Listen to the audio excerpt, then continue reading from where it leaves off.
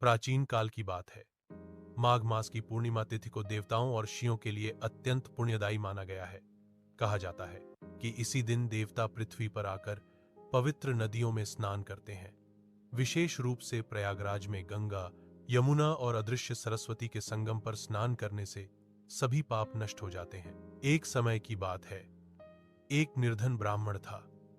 उसके पास धन संपत्ति तो नहीं थी, पर उसका हृदय भक्ति से भरा हुआ था। किसी कारणवश वह जीवन की कठिनाइयों से बहुत दुखी रहने लगा। एक दिन एक साधु उसके घर आए। ब्राह्मण ने अपनी सामर्थ्य अनुसार उनका सत्कार किया।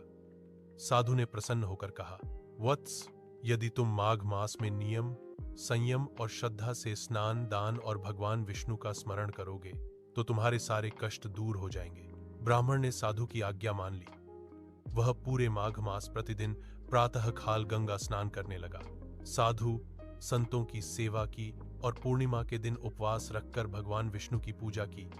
उस दिन उसने अन्न, वस्त्र और दक्षिणा का दान भी किया।